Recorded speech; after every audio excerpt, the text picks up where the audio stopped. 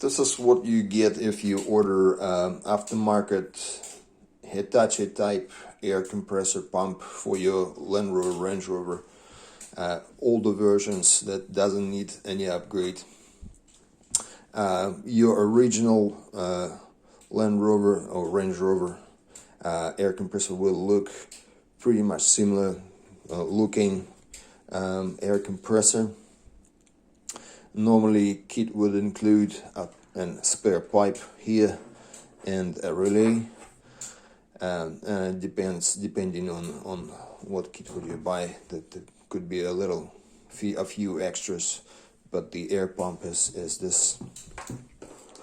So you technically just remove. These are the intake pipes. Before you mount to the bracket your air pump, just plug this to and plug that to the control valve. Start up the engine and see if it works fine.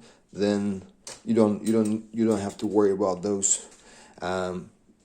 If you will connect that, and if everything is all right with your air suspension, it will start working right immediately away.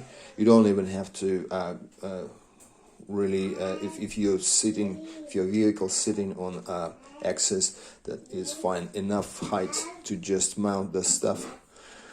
So yeah, you can start up the engine, see if it will start working immediately. If it will pump up the tank, then it's fine, and you can just switch off the engine and fix it the way as it's supposed to be.